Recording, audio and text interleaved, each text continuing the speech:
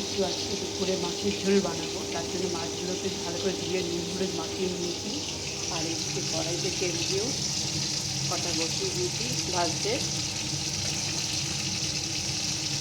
দুপুরে রান্নাবান্না চলছে। আর এদিকে মশলা করে নিয়েছি, 1 চামচ নুন হলুদ ধনের গুঁড়ো জিরের গুঁড়ো 1 চামচ আর লঙ্কার গুঁড়ো। এটা জল দিয়ে মশলাটা ভিজিয়ে রাখবো, তাহলে ভালো হবে। এদিকে মাছের জন্য কটা আলু কেটে নিয়েছিলাম, এটাও ভাজা হয়ে গেছে। এবার তুলে নেব। বন্ধুরা, আমি ফোড়ন দেব একটু কালো জিরে, একটু চারা পোনা তো কালো জিরে আর কাঁচা লঙ্কা ফোড়ন দিয়ে দেবো। একটু ভাজা হয়ে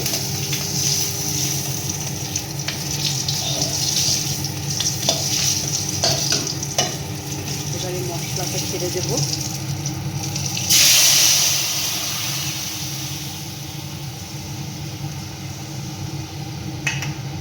দিয়ে নেড়ে নেব। গ্যাসটাকে এবার হাই করে দেবো।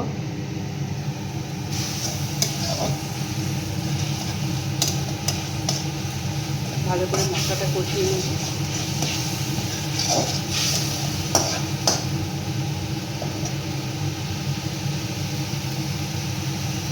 মশলাটা কষে গেছে, আমি ভাজা আলুগুলো দিয়ে দিয়েছিলাম। এবারে তেল ছেড়ে এসছে, এবারে আমি জল দিয়ে দেবো।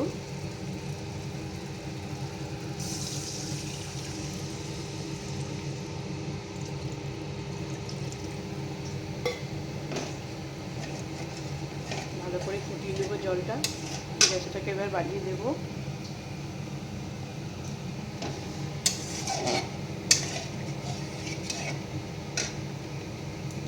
ঝোলটা ফুটে গেছে, এবারে আমি মাছটা ছেড়ে দেবো।